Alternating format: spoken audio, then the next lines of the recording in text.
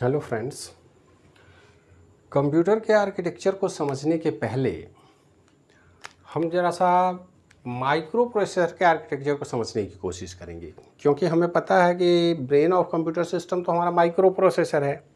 अगर हम micro processor को ठीक से नहीं समझते हैं तो फिर कंप्यूटर के आर्किटेक्चर को और उसके अरेंजमेंट को, फिजिकल अरेंजमेंट को, डिफरेंट डिवाइस को, मदरबोर्ड को, इसको समझने का कोई बहुत अंतर नहीं पड़ता है। हमको बेसिक स्ट्रक्चर पता होना चाहिए कि आखिर एक माइक्रो प्रोसेसर किस तरह से डिज़ाइन किया जाता है, उसके अंदर कौन कौन से ब्लॉक हैं और वो क्या क्या काम करते हैं। तो ये हमने एक बेसिक माइक्रो प्रोसेसर आर्किटेक्चर लिया है। 8085 बेस्ड आर्किटेक्चर है, जो दुनिया का पहला कॉमर्शियल माइक्रो प्रोसेसर माना जाता है और आज भी इसका इम्पोर्टेंस है। आज भी ट्रेनिंग में तो बच्चों को हम यहीं से शुरू करते हैं माइक्रो प्रोसेसर पढ़ाना, लेकिन और भी बहुत सारे ऐसे एप्लीकेशन हैं जहां पर आज के डेट में इस 8085 माइक्रो प्रोसेसर की बहुत अहमियत है और हर जगह इस्तेमाल किया जाता है।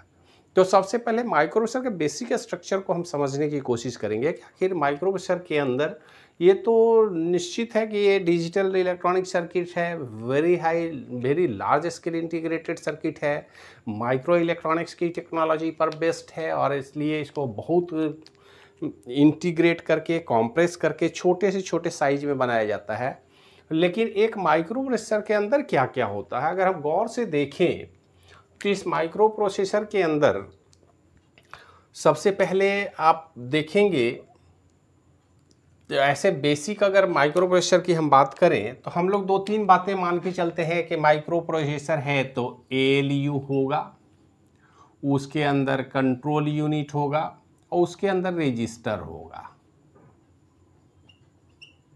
ये तीनों ही पॉइंट हम लोग पढ़ते आए हैं। इस माइक्रो प्रोसेसर में भी होगा या लेटेस्ट जितने भी माइक्रो प्रोसेसर बनाए जाएंगे सब में होगा। तो अगर हम देखें तो हमारा ALU क्या है, तो ALU देखिए सेंट्रल पॉइंट में अरिथमेटिक लॉजिक यूनिट बना हुआ है। कंट्रोल यूनिट हमारा यहाँ टाइमिंग एंड कंट्रोल यूनिट यहाँ पे है और तीसरा है रजिस्टर। रजिस्टर का ग्रुप ऑफ रजिस्टर यहाँ पे आप देखेंगे, ये भी रजिस्टर है, इंस्ट्रक्शन रजिस्टर है, इंस्ट्रक्शन डिकोडर है, टेम्पोररी रजिस्टर है, एक्यूमुलेटर भी एक रजिस्टर ही होता है। तो एक माइक्रो प्रोसेसर के अंदर देखें तो ज़्यादा से ज़्यादा हमको ये तीनों ब्लॉक मिलेंगे। रजिस्टर मिलेगा, रजिस्टर अलग अलग नाम से हैं, हर रजिस्टर का क्या इंपॉर्टेंस है उस पर डिस्कशन अभी करेंगे। और ALU और टाइमिंग एंड कंट्रोल सिग्नल, यही तीन ब्लॉक हम छोटे लेवल पर माइक्रो प्रोसेसर को अगर पढ़ने की बात करते हैं तो बच्चों को हम ये बताते हैं। लेकिन एक्चुअल में ये कैसे एसोसिएटेड होते हैं, कैसे काम करते हैं, इसको समझने के लिए हमको माइक्रो प्रोसेसर के एक एक ब्लॉक पर ध्यान रखना होगा।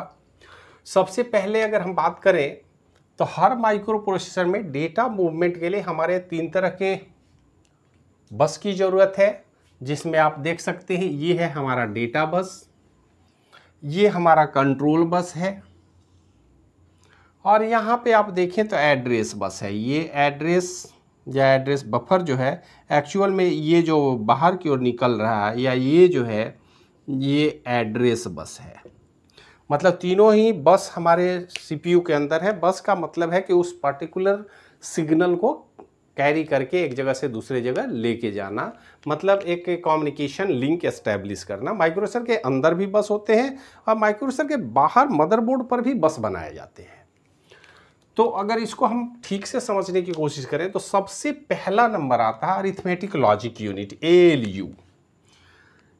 ALU कहने का मतलब अरिथमेटिक और लॉजिक। हम जानते हैं कि हमारे कंप्यूटर सिस्टम में चाहे जितना भी बड़ा हम प्रोग्राम बना लें, लेकिन फाइनली हमारी जितनी भी कंप्यूटर के अंदर इंस्ट्रक्शन हैं उनको दो ही ग्रुप में हम बांटते हैं, whether it is arithmetic operation और it is logical operation.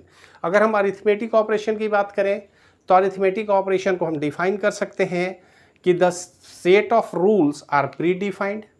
Arithmetic operation के सेट ऑफ रूल्स जो हैं वो पहले से डिफाइंड है, उसमें कोई बदलाव नहीं किया जा सकता, वो प्री डिफाइंड जो है वो और जैसे हैं वैसे ही रहेंगे। चाहे अरिथमेटिक ऑपरेशन में एडिशन की बात हो, सब्ट्रैक्शन की बात हो, मल्टीप्लिकेशन हो, डिवीजन हो, और भी जितने मैथमेटिकल ऑपरेशन उनको पहले से pre defined set of rule को फॉलो करते हैं। हम आप मैथमेटिकल प्रॉब्लम के सॉल्यूशन भी खोजने की कोशिश करते हैं तो प्री डिफाइंड है, उस फॉर्मूले को इम्प्लीमेंट करते हैं, हम प्रोग्राम का सॉल्यूशन ढूंढते हैं। तो हर तरह के मैथमेटिकल ऑपरेशन जो प्री डिफाइंड ऑपरेशन को परफॉर्म करता है उन्हीं को हम बोल रहे हैं यहाँ पे अरिथमेटिक ऑपरेशन। और दूसरा होता है लॉजिकल ऑपरेशन। लॉजिकल ऑपरेशन में कुछ न कुछ लॉजिकल इम्प्लीकेशन की बात होती है। लॉजिकल में कोई प्री डिफाइंड रूल नहीं है, वो कंडीशनल स्टेटमेंट है। अकॉर्डिंग टू कंडीशन हम उसमें बदलाव लाने की कोशिश करेंगे, चेंज करेंगे, ऑपरेशन या बिहेवियर को बदलेंगे। डिसीजन मेकिंग का जो कॉन्सेप्ट है वो लॉजिकल ऑपरेशन है। तो अरिथमेटिक या लॉजिकल ऑपरेशन जो कंप्यूटर के माइक्रो प्रोसेसर के अंदर परफॉर्म किया जाता है वो एक्चुअल में अरिथमेटिक लॉजिक यूनिट में ही होता है। वो सेंट्रल पार्ट है और जो हर डेटा की प्रोसेसिंग में यूज किया जाएगा। एक्चुअल में डेटा की प्रोसेसिंग इसी यूनिट में होगी, अरिथमेटिक लॉजिक यूनिट में ही होगी। और ये ALU एक्चुअल में अरिथमेटिक लॉजिक यूनिट हम डिज़ाइन करते हैं जो हर तरह के अरिथमेटिक या लॉजिकल ऑपरेशन परफॉर्म करने में सक्षम है।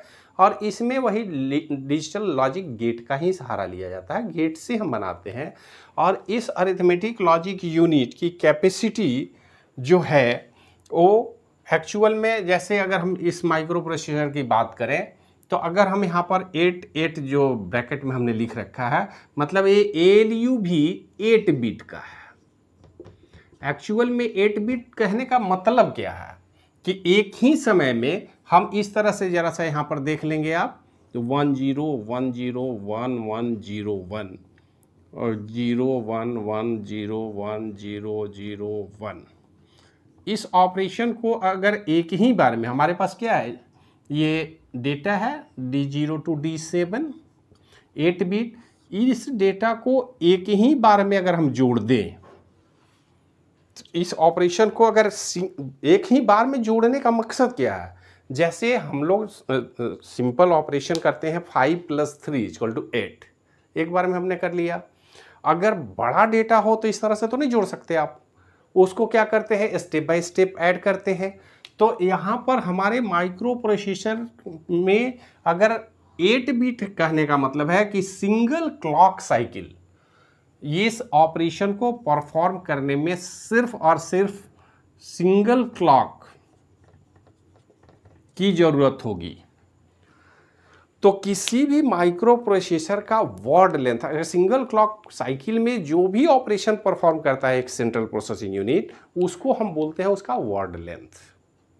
और हम जानते हैं कि माइक्रो प्रोसेसर अलग अलग वर्ड लेंथ के बनाए जाते हैं। ये सबसे छोटा माइक्रो प्रोसेसर है तो इसके वर्ड लेंथ हमने 8 बिट रखा है, मतलब ये 8 बिट डेटा को एक बार में प्रोसेस करेगा, जो हमने यहाँ पे आपको दिखाया है। तो ALU हमारा 8 बिट का है। 8 बिट के ALU का मतलब है कि हमारे पास ये जो टेम्पोररी रजिस्टर है ये भी 8 बिट में ऑपरेशन परफॉर्म करेंगे।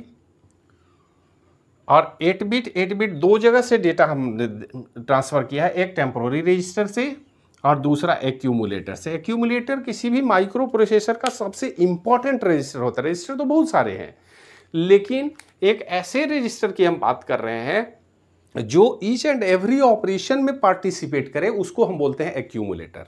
ये बहुत ही इम्पॉर्टेंट रजिस्टर है।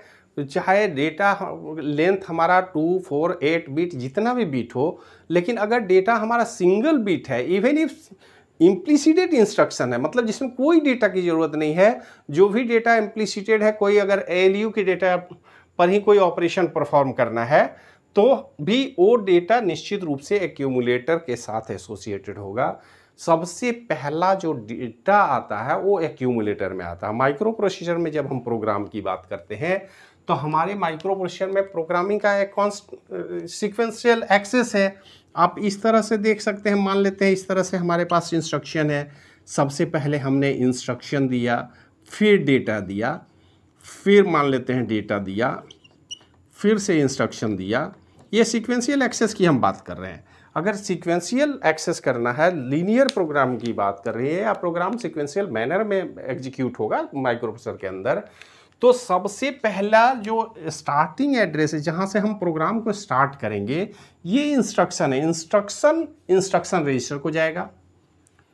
लेकिन डेटा, फर्स्ट डेटा जो है वो सीधे सीधे एक्यूमुलेटर में आएगा, डेटा 1। तो प्रोग्राम चाहे जब भी जहां से भी आप स्टार्ट करें, जहां भी लिखें कंप्यूटर में, लेकिन पहला जो आपका डेटा पार्ट होगा वो सीधे सीधे एक्यूमुलेटर को आएगा। और एक्यूमुलेटर का वर्ड लेंथ, एलयू का वर्ड लेंथ, टेम्पोररी रजिस्टर ये जो बगल में दिख रहा है, इन सब का वर्ड लेंथ एक बराबर होता है, ये ध्यान में रखेंगे। फ्लैग रजिस्टर भी समान लेंथ का होगा, मतलब accumulator, temporary register, flag register, ALU, ये सारे रजिस्टर की साइज हर माइक्रो प्रोसेसर में, चाहे एडवांस की बात करें या प्रीवियस की बात करें, जो भी हो, हर माइक्रो प्रोसेसर में उनका लेंथ जो है वो एक समान होगा। अगर 8 बिट का है तो 8 बिट होगा, 16 बिट का अगर हमने बनाया है तो 16 बिट होगा, 32 बिट का है तो 32 बिट होगा। अगर 128 बिट का हमने बनाया है, 64 बिट का बनाया है, हर माइक्रो प्रोसेसर का अपना वर्ड लेंथ है। तो किसी भी माइक्रो प्रोसेसर के टेक्निकल स्पेसिफिकेशन में जब आप जाएंगे तो आप देखने की कोशिश करेंगे कि इस माइक्रो प्रोसेसर जो हमारे सामने है इसका वर्ड लेंथ क्या है। तो एक्चुअल में वो वर्ड लेंथ इसी एलयू के लेंथ की बात करता है कि कितने bit data, word length specify करता है कि सिंगल क्लॉक में कितने बिट डेटा की पर ऑपरेशन परफॉर्म किया जा सकता है। और स्वाभाविक है कि जिस तरह से वर्ड लेंथ हमारा बढ़ेगा, हमारा काम करने की स्पीड बढ़ जाएगी, हमारा माइक्रोप्रोसेसर का स्पीड बढ़ जाएगा। वर्ड लेंथ सिर्फ अगर डबल कर देते हैं तो स्वाभाविक है कि 1 बाइट की जगह पर 2 बाइट प्रोसेस एक ही साथ हो जाएगा। 4 बाइट का है तो 4 बाइट प्रोसेस होगा। मतलब जैसे जैसे वर्ड लेंथ हम बढ़ाते जाएंगे उस तरह से हमारे माइक्रोप्रोसेसर की कैपेबिलिटी, प्रोसेसिंग कैपेबिलिटी बढ़ जाती है। और ये हमेशा बाइट में होता है, ये 8 के मल्टीपल में होगा। माइक्रोप्रोसेसर का word length 8 bit, 16 bit, 32 bit, 24 bit तो नहीं बनाया जाता है, 32 बिट, 64 बिट, 128 बिट, इस तरह से बढ़ाए जाते हैं। और फिजिकल लिमिटेशन है, एक निश्चित लिमिटेशन तक ही हम डिज़ाइन करते हैं। ऐसा हम नहीं कर सकते कि 1 किलो बाइट का 1024 बिट का हम माइक्रोप्रोसेसर का एलयू बना दें। बनाने में हमको फिजिकल साइज भी देखना है, उसको कॉम्पैक्ट से कॉम्पैक्ट रखने की कोशिश करते हैं। तो आज के एडवांस माइक्रोप्रोसेसर में भी हम बात करते हैं 128 बिट है तो काफ़ी है, क्योंकि माइक्रोप्रोसेसर के स्पीड को बढ़ाने का सिर्फ एक ही क्राइटेरिया नहीं है कि वर्ड लेंथ उसका बढ़ा दें, उसे क्लॉक फ्रिक्वेंसी को भी हम आगे बढ़ाते हैं। क्लॉक फ्रिक्वेंसी बढ़ने से भी स्पीड बढ़ता है। लेकिन अभी हम माइक्रोप्रोसेसर के अगर वर्ड लेंथ की बात करें, इसका मतलब है कि सीधे तौर पर हम एलयू की कैपेसिटी की बात कर रहे हैं कि how many bits ALU can perform in single clock cycle, ये है वर्ड लेंथ। और हर माइक्रोप्रोसेसर में वर्ड लेंथ जो होगा वो एलयू, फ्लैग, टेम्पोररी या एक्यूमुलेटर का लेंथ एक बराबर होगा। ऐसा नहीं हो सकता कि एलयू 8 बिट का है तो एक्यूमुलेटर हम 16 बिट का लगा दें, या एक्यूमुलेटर 16 बिट का रख के एलयू 8 बिट का लगा दें, ऐसा नहीं करेंगे। ये सारे जो रजिस्टर हैं वो एक ही विड्थ के, एक ही साइज के बनाए जाएंगे। अब देखिए, 2 डेटा की बात है, मान लेते हैं डेटा 1 है, दूसरा डेटा हमारा डेटा 2 होगा यहाँ। और इस डेटा 1 और डेटा 2 यहाँ D1, और अगर मान लेते हैं एडिशन करना है तो D2, इन दोनों को हम ऐड करेंगे और जो भी रिजल्ट होगा उसको हम टेम्पोररी रिजल्ट TR से डिफाइन कर सकते हैं। तो ये जो टेम्पोररी रिजल्ट हमारा होता है वो भी फाइनली यहाँ से मूव करके एक्यूमुलेटर में ही जाके रखा जाएगा। आप इस तरह से देख सकते हैं कि इसको समझना है तो बाइनरी से थोड़ा सा हम अपग्रेड करते हैं ताकि आपको समझने में दिक्कत ना हो। जगह की कमी है इसलिए हम कोशिश कर रहे हैं इसी में समझा दें। मान लेते हैं हमारे पास कोई डेटा है 5 + 7 अगर हमने किया, ये D1 और D2 हम मान लें, तो हमारा रिजल्ट क्या होगा? 12 होगा। ये पहला रजिस्टर हमारा एक्यूमुलेटर में था, दूसरा हमारा टेम्पोररी रजिस्टर में था जो यहाँ पे है, और फाइनली एडिशन के बाद ये डेटा जो है ये मूव करके फिर एक्यूमुलेटर में आएगा। पहले का डेटा रिप्लेस करके यहाँ पे रख दिया जाएगा। ये बेसिक कॉन्सेप्ट है। अगर उसके बाद भी कोई डेटा है तो फिर से उसको टेम्पोररी रजिस्टर के थ्रू हम लाएंगे, फिर से प्रोसेस करेंगे, और रजिस्टर फास्ट डेटा हो या इंटरमीडिएट रिजल्ट हो निश्चित रूप से एक्यूमुलेटर में रखे जाते हैं। तो ये टेम्पोररी रजिस्टर, एक्यूमुलेटर, ये दो सेपरेट डेटा को सेपरेटली होल्ड करेंगे, और finally according to the instruction of control and timing signal ये ALU के पास आएगा, ऑपरेशन परफॉर्म होगा, और टेम्पोररी रिजल्ट फिर से एक्यूमुलेटर में ट्रांसफ़र कर दिया जाएगा, और फिर हम नेक्स्ट इंस्ट्रक्शन की बात करते हैं। ये बात तो समझ में आ गई। दूसरी बात है, हमारे पास फ्लैग का कॉन्सेप्ट है। देखिए फ्लैग क्या करता है। अगर फ्लैग की बात करें तो फ्लैग एक्चुअल में इंडिकेटर है, और ये फ्लैग जो इंडिकेटर है वो एक्चुअल में हमको स्टेटस शो करता है। फ्लैग तो स्टेटस, सिंबॉलिक रिप्रेजेंटेशन है स्टेटस का। तो अगर फ्लैग की बात करें तो यहाँ भी ये स्टेटस ही दिखाता है। स्टेटस कैसे दिखाता है जरा सा देख लीजिए कि मान लेते हैं हमने 5-7 कोई ऑपरेशन परफॉर्म किया तो हमारा रिजल्ट क्या हुआ, -2। अब ये -2 जो है हमारा रिजल्ट 2 तो यहाँ होगा, लेकिन ये फ्लैग बताएगा this result is in negative. और कोई भी टेम्पोररी रिजल्ट जब ऑपरेशन ALU ऑपरेशन के बाद जेनरेट होता है, ALU में ऑपरेशन परफॉर्म किया गया, और जब भी कोई भी ऑपरेशन जब हम माइक्रोप्रोसेसर के अंदर परफॉर्म करते हैं तो इस बात का ध्यान आपको रखना पड़ेगा कि सिर्फ टेम्पोररी रिजल्ट ही जेनरेट नहीं होता। रिजल्ट जेनरेट होने के साथ साथ और भी बहुत सारे इंफॉर्मेशन जेनरेट होते हैं, जैसे कोई कैरी जेनरेट हुआ है कि नहीं इन अराउंड, लास्ट बीट में कोई कैरी जेनरेट हुआ है, कोई ऑक्सिलरी कैरी जेनरेट हुआ है, हमारे जो रिजल्ट है उनका साइन क्या है, whether it is positive, negative और 0, क्या स्टेटस 0 है, तो उसकी भी बात हम करते हैं। कहीं हमारे रिजल्ट जो है ओवरफ्लो तो नहीं कर रहा है, अंडरफ्लो की बात होगी। तो कुछ ऐसे इंफॉर्मेशन है जिसमें पैरिटी बीट की भी बात करते हैं कि रिजल्ट में नंबर ऑफ 1 हमारे पास इवन है या ऑड है, जिसको हम पैरिटी बीट से रिप्रेजेंट करते हैं। मतलब जो रिजल्ट हमारा बाइनरी में जनरेट होता है उस रिजल्ट के साथ कुछ इंफॉर्मेशन इमीडिएट हमारे पास, अगर मान लेते हैं इस रिजल्ट की बात करें तो ये तो रिजल्ट मान लेते हैं हमारा जेनरेट हुआ, कुछ ऑपरेशन हमने परफॉर्म किया, एक रिजल्ट आया, लेकिन इस रिजल्ट के साथ ये क्वेश्चन तो है कि ये रिजल्ट पॉजिटिव है। यहाँ ऑड पैरिटी की हम बात कर रहे हैं। ऑड पैरिटी कहने का मतलब है कि नंबर ऑफ 1 इसमें ऑड है, ताकि डेटा को जब एक जगह से दूसरे जगह हम मूव करें तो ऐसा नहीं हो कि माइक्रोप्रोसेसर के ALU में जो रिजल्ट बना वो एक्यूमुलेटर तक आते आते बदल जाए, या एक्यूमुलेटर से उसको रैम रोम में हमने ट्रांसफ़र किया, रास्ते में कहीं चेंज हो जाए, तो वो इन्फॉर्मेशन कौन देगा? रिजल्ट में किसी तरह के बदलाव का इन्फॉर्मेशन हमारा स्टेटस रजिस्टर देगा, फ्लैग रजिस्टर देगा, और ये रिजल्ट के साथ साथ मूव करेगा। मतलब रिजल्ट के स्टेटस को शो करने के लिए हमने ALU के जस्ट साथ में अटैच कर रखा है फ्लैग रजिस्टर, ताकि यहाँ से जेनरेट होने वाले हर टेम्पोररी रिजल्ट का स्टेटस भी हमको साथ साथ मिल जाए। और अब ये डेटा जहाँ भी मूव करेगा स्टेटस के साथ जाएगा, जिसको प्रोग्राम स्टेटस वर्ड ही बोला जाता है। ये जो वर्ड हमारा रिजल्ट जनरेट हुआ है, इस वर्ड लेंथ जिसको हम बोल रहे हैं, तो इस वर्ड के जेनरेशन के साथ साथ उसका स्टेटस भी जेनरेट होगा माइक्रोप्रोसेसर के अंदर, और माइक्रोप्रोसेसर स्टेटस के साथ मूव करेगा ताकि डेटा में कल के डेट में होने वाले किसी भी बदलाव से बचा जा सके, और हमको ये इन्फॉर्मेशन मिल जाए कि हमारा डेटा प्रॉपर सही ढंग से ट्रैवल कर रहा है, कहीं कोई उसमें कोई एरर जेनरेट ना हो, ताकि बाद में हमारे रिजल्ट पर कोई असर ना पड़े।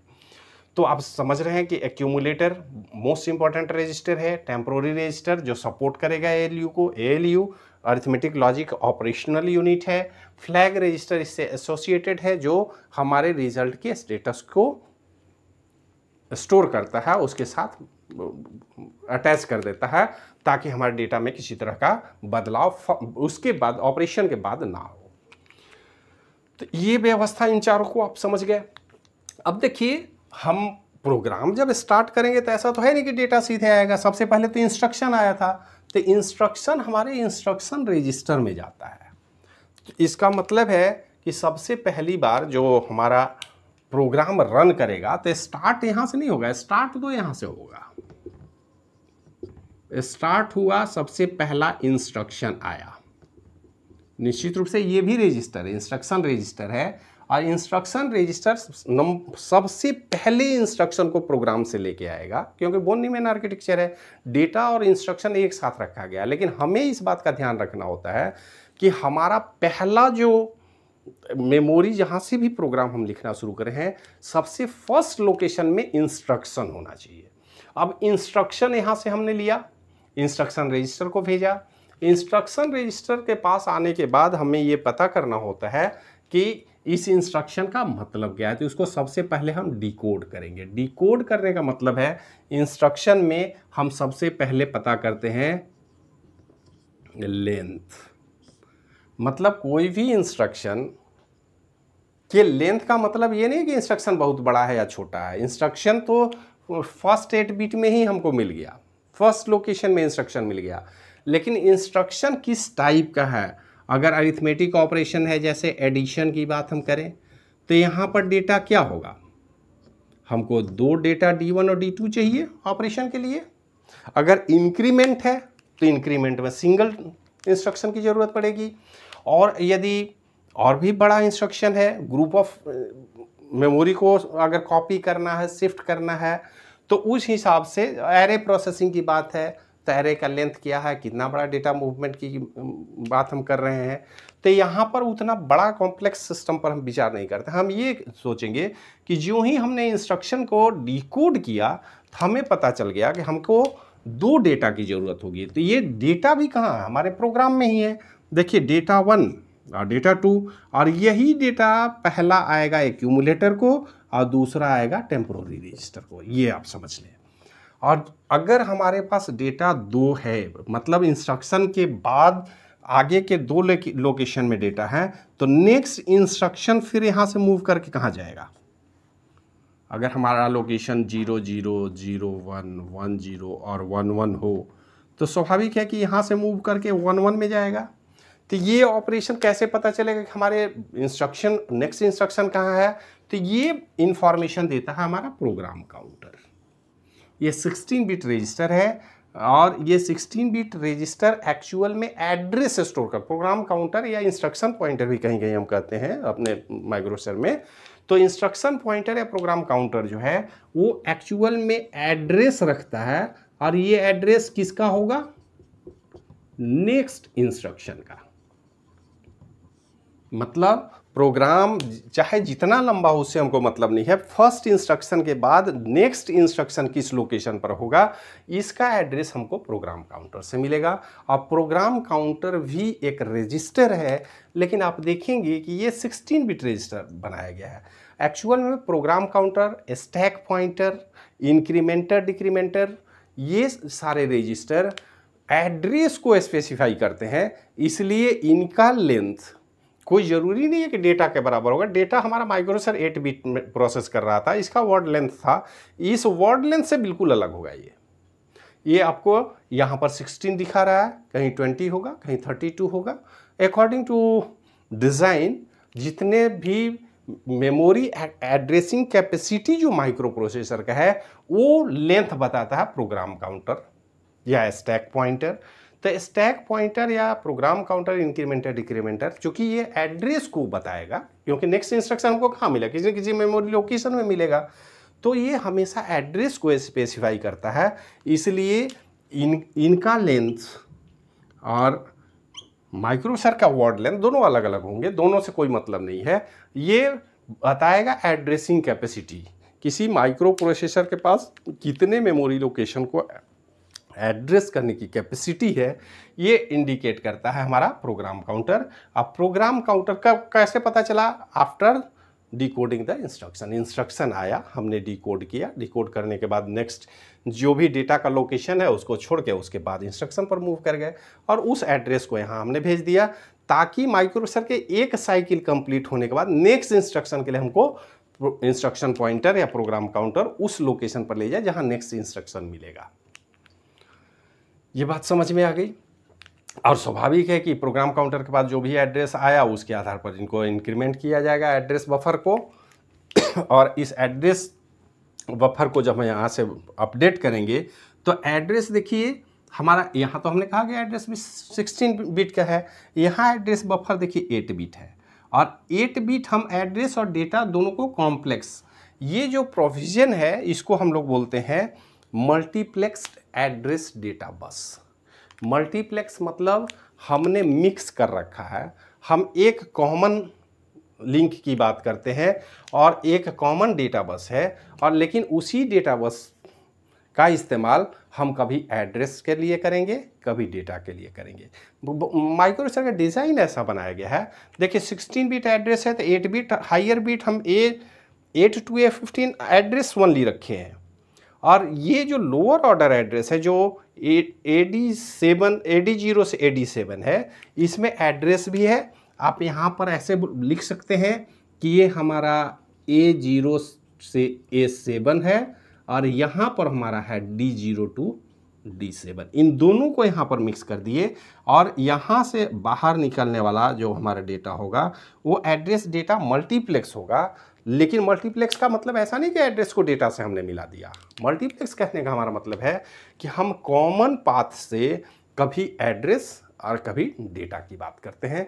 हमको जब एड्रेस जनरेट करना होगा तब माइक्रोप्रोसेसर डेटा कम्युनिकेशन को ब्लॉक कर देता है, कि जब भी हमको कोई एड्रेस जनरेट करना होगा मेमोरी में जाने के लिए तो हम उस एड्रेस को पहले भेजेंगे, एड्रेस भेज करके मेमोरी के उस लोकेशन को इनेबल करेंगे, और उसके बाद रीड या राइट ऑपरेशन की बात होगी, और जब रीड या राइट ऑपरेशन में ही डेटा का मूवमेंट होता है।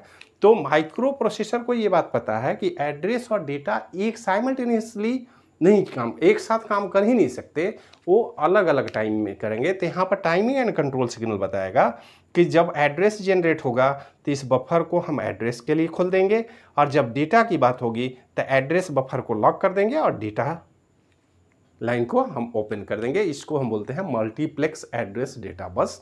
और हर माइक्रो प्रोसेसर में मल्टीप्लेक्सिंग का फीचर अपनाया जाता है, कारण कि हमारे पास माइक्रो प्रोसेसर छोटे साइज में बनाना है, और माइक्रो प्रोसेसर में हम एक्सटर्नल कनेक्शन के लिए तो पिन बनाते हैं, कनेक्टर पॉइंट बनाना पड़ेगा।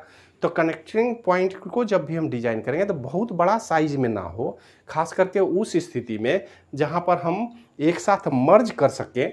तो माइक्रोप्रोसेसर के एड्रेस और डेटा बस, यहाँ पर चूँकि डेटा बस तो हमारा 8 बिट का था, एड्रेस 16 बिट का था, तो 16 के साथ 8 तो मर्ज कर नहीं सकते, तो हायर बिट को तो हमने ओपन छोड़ दिया, लेकिन लोअर बिट को एड्रेस और डेटा को मल्टीप्लेक्स कर दिया, ताकि 8 कनेक्शन से ही हमारा एड्रेस और डेटा दोनों का काम हो जाए। माइक्रोप्रोसेसर में डेटा कम्युनिकेशन ट्रांसमिशन भी हो जाए और हमें कोई प्रॉब्लम भी ना हो। तो आप देख सकते हैं कि accumulator, temporary register, flag register, ALU, instruction register, instruction decoder, और डिकोडर के बाद वो आता है timing and control signal. Timing and control signal actual में हम लोग बेसिकली क्या बोलते हैं कि microprocessor is the brain of computer system. लेकिन अगर गौर से देखें, जब हम माइक्रोप्रोसेसर के आर्किटेक्चर को पढ़ते हैं तो हम इस बात को भूल जाते हैं। हमें पता है कि timing and control unit is the brain of micro processor. Micro processor का ब्रेन ये लोग नहीं है, ये तो रजिस्टर है, ALU है।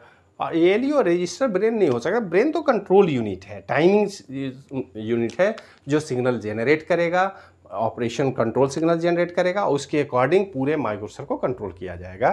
तो ये ब्रेन ऑफ सिस्टम है, ब्रेन ऑफ माइक्रो प्रोसेसर है। और timing and control signal, necessary control signal, read operation, write operation, सबसे आसान आप समझ सकते हैं कि read write operation, place, memory, IO device का एड्रेस, उन सब के लिए जो भी नेसेसरी कंट्रोल सिग्नल है वो यहीं से जनरेट किया जाएगा। इस माइक्रो प्रोसेसर को काम करने के लिए हमको क्लॉक सिग्नल चाहिए, तो टाइमिंग सिग्नल जो है वो एक निश्चित क्लॉक प्रोवाइड करेगा। टाइमर के एडजस्टमेंट की बात होगी तो टाइमिंग और कंट्रोल सिग्नल ही माइक्रो प्रोसेसर को क्लॉक सिग्नल प्रोवाइड करेगा और सारे कंट्रोल सिग्नल जनरेट करेगा, जिससे कि हम माइक्रो प्रोसेसर को ठीक से हैंडल कर सकते हैं। माइक्रो प्रोसेसर हम क्या हैंडल करेंगे, ब्रेन तो कंट्रोल यूनिट है तो कंट्रोल यूनिट करेगा, हम तो सिर्फ अपने प्रोग्राम के थ्रू इंस्ट्रक्शन देते हैं और इस माइक्रो प्रोसेसर को भेज देते हैं। बाकी का काम जैसे हमारा आपका ब्रेन करता है वैसे ही ये कंट्रोल यूनिट करेगा। और इसके बाद देखिए कुछ ऐसे भी जनरल पर्पस रजिस्टर की बात हम कर रहे हैं, इसको हम बोलते हैं जनरल पर्पस रजिस्टर।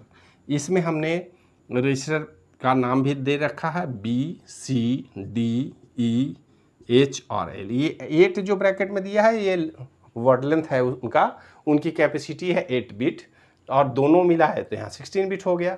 तो ये 8 बिट के जनरल पर्पस रजिस्टर हैं जो हर माइक्रो प्रोसेसर में होंगे, और हर माइक्रोप्रोसेसर में BCD ही होंगे ऐसी बात नहीं है, अलग अलग नाम से रजिस्टर एक्सेस होंगे। और ये जो इंटरनल नेम हम बोल रहे हैं BCDEHL, ये वो रजिस्टर हैं जिनको असेंबली लैंग्वेज प्रोग्राम में हम डायरेक्ट एक्सेस करेंगे।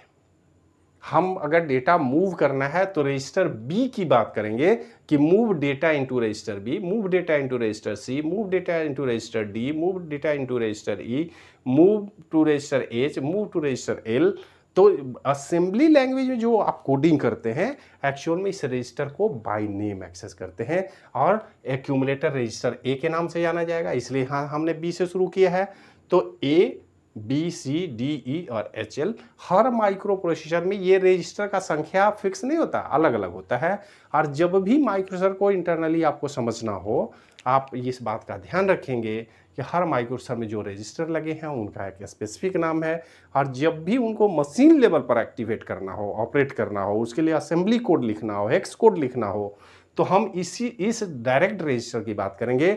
यहाँ पर रजिस्टर का नाम बदल नहीं सकते हम। आप हाई लेवल लैंग्वेज में तो हम तो हाइपोथेटिकल वैल्यू ले लेते हैं कि variable A, B, X, Y, Z कुछ भी, लेकिन फाइनली वो ऑपरेट इन्हीं रजिस्टर में होता है। तो ये जनरल पर्पस रजिस्टर है जो इस माइक्रोप्रोसेसर में 6 है, उनका भी word length generally general purpose register को वर्ड लेंथ के इक्विवेलेंट रखा जाता है। जो माइक्रोप्रोसेसर का वर्ड लेंथ है हम कोशिश करेंगे उसी के साथ अटैच्ड हो, लेकिन माइक्रोप्रोसेसर के प्रोग्रामिंग के दौरान हम चाहें तो इनका एक पेयर बना सकते हैं। मतलब इस पूरे रजिस्टर को 8 + 8 16 बिट की तरह इस्तेमाल किया जा सकता है। ऐसा कुछ नहीं है कि 8 बिट है तो एक ही, या ज़रूरत पड़ने पर इनका पेयर हम कर सकते हैं। लेकिन हाँ, पेयर बनाना होगा तो हम हमेशा हॉरिजेंटल की बात करेंगे, B और D का पेयर नहीं बनाएंगे, क्योंकि एक साथ हमको एक्सेस करने में सुविधा होगी। तो ये जनरल पर्पस रजिस्टर हर माइक्रो प्रोसेसर में होंगे, उनका वर्ड लेंथ उसके डिज़ाइन के आधार पर डिपेंड करेगा, और ये वर्ड लेंथ जनरली मैच करता है हमारे ALU या एक्यूमुलेटर के वर्ड लेंथ से। हम प्रयास ऐसा करते हैं हर माइक्रो प्रोसेसर में कि जो वर्ड लेंथ हमारे ALU का है, फ्लैग का है, टेम्प्रोरी और रजिस्टर और एक्यूमुलेटर का है, वही हमारे जनरल पर्पस रजिस्टर का भी हो। और ज़रूरत पड़ने पर अगर हम उनको पेयर बना सकें तो अलग बात है, एरे की तरह इस्तेमाल कर सकें तो वो भी अच्छी बात है, लेकिन इससे कम हम नहीं रखते हैं। वर्ड लेंथ कभी भी रजिस्टर का कम नहीं होगा, जो माइक्रो प्रोसेसर का वर्ड लेंथ होगा उसी के साथ अटैच करेंगे। और इस माइक्रो प्रोसेसर में आप ये देखें कि हर माइक्रो प्रोसेसर में ये जो डेटा कम्युनिकेशन का लिंक है ये है पैरेलल डेटा बस है, और इस डेटा बस को यहाँ सीरियल डेटा भी इन कर सकते हैं। हर माइक्रो प्रोसेसर में डेटा आप चाहें तो सीरियल इनपुट सीरियल आउटपुट की तरह भी बिहेव कर सकते हैं।